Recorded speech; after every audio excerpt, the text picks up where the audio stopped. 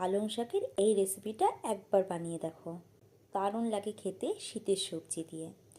So hello everyone, welcome to Moumita's dream. আজকের recipe বড়ি দিয়ে পালং শাক। সবজি বলতে নিয়েছি আলু, সিম, বেগুন, কুমড়ো, গাজর আর 3-4 টুকরো শালগম। দিয়ে দিয়েছি খানিকটা সর্ষের তেল। তেলের মধ্যে দিয়ে দেব 10-12টা বড়ি। বড়িটা একদম লাল লাল করে ভেজে তুলে নেব।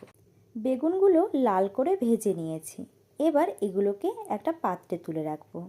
তেল গরম হয়ে গেলে ফোড়নের জন্য দিয়ে দেব 2 শুকনো লঙ্কা আর হাফ চামচ 5 ফোড়ন। আলু ও গাজর 2 মিনিট ভেজে নেব। যেহেতু এই দুটো সবজি সেদ্ধ হতে সময় লাগে, তাই এগুলো আগে দিয়ে দিয়েছি। আলু ও গাজরটা হালকা করে ভেজে নিয়েছি। এখন দিয়ে দিচ্ছি বাকি সবজিগুলো, যেমন কুমড়ো, শালগম ও সিম।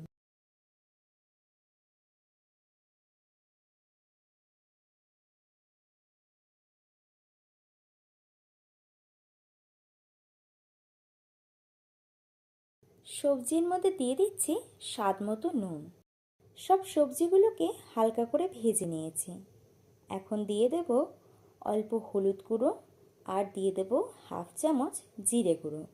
সবজির সাথে এই মশলাগুলো মিশিয়ে নেব আর সবজিগুলোকে কষিয়ে নেব 2 মিনিটের মতো।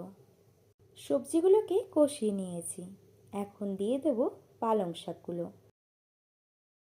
শাকটা কড়াইতে অ্যাড করে ঢাকা দিয়ে শাকটা সেদ্ধ হতে দেব। সবজির সাথে শাকটা ভালো মতো একবার মিশিয়ে নিয়ে আবারও ঢাকা দিয়ে রাখবো। এখন দিয়ে দিচ্ছি হাফ চামচ চিনি আর আগে থেকে ভেজে রাখা বেগুনগুলো।